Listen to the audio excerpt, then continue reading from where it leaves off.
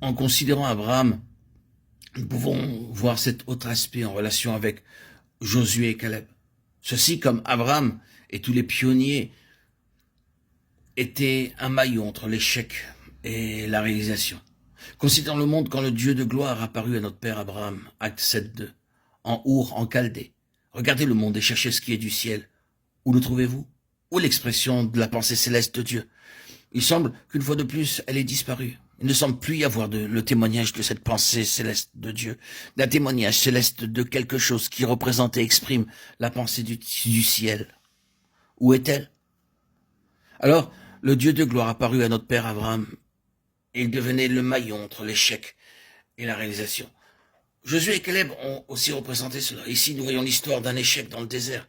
Pour ce peuple, où est la pensée céleste? Pour eux, où est la pensée de Dieu? Cependant, Dieu n'a pas renoncé. Cela peut sembler avoir disparu.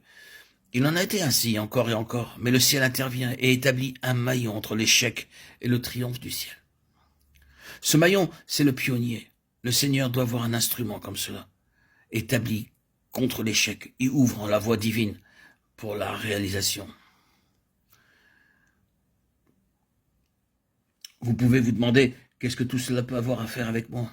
Vous pouvez dire, oui, ce sont des pensées merveilleuses, c'est assez vrai. C'est vrai dans la Bible, mais en quoi cela nous concerne? Oui, c'est un fait. On n'aime pas demeurer dans une situation critique. Mais tout ce qui va dans cette direction est quelque chose de très précieux pour le Seigneur. C'est assez largement déclaré. Mais redisons-le encore, le grand besoin parmi les chrétiens aujourd'hui est de pleinement rétablir la pensée céleste de Dieu. C'est de demeurer ferme pour quelque chose de semblable à cela. Il a toujours été ainsi. Le Nouveau Testament a été écrit presque entièrement à cause de cela. Le peuple du Seigneur est toujours en danger car il gravite spirituellement autour de ce monde et perd son témoignage céleste d'une manière ou d'une autre.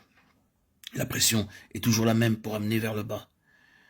Et le Seigneur a besoin de croyants qui ont vu, de ceux qui sont devenus semblables à ceux que nous avons vus dans nos dernières méditations, pour lesquels le centre de gravité de leur vie a été transféré de ce monde au ciel, et dans lesquels il y a ce sens inné du céleste.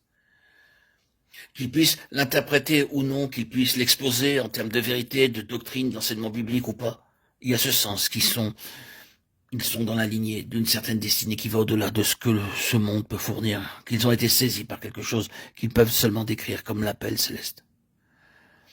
Je vais en dire un peu plus tout à l'heure, mais le Seigneur veut des gens qui ne peuvent pas être satisfaits avec les choses comme elles sont. Ce n'est pas juste une affaire liée à la raison, c'est intérieur, c'est en eux. Ils savent que Dieu a fait quelque chose. Et parce que Dieu a fait quelque chose, ils sont voués à ce quelque chose de plus grand que les pauvres limites de cette vie et de ce monde. Ils ont été reliés intérieurement avec quelque chose d'immense. Je le redis encore, ils peuvent ne pas être capables de le prêcher, mais ils le connaissent. Nous ne serons jamais utiles à Dieu au-delà de notre vision, de notre véritable vision céleste intérieure, au-delà de la propre profondeur de notre cœur. La mesure de notre vision déterminera la mesure de notre utilité.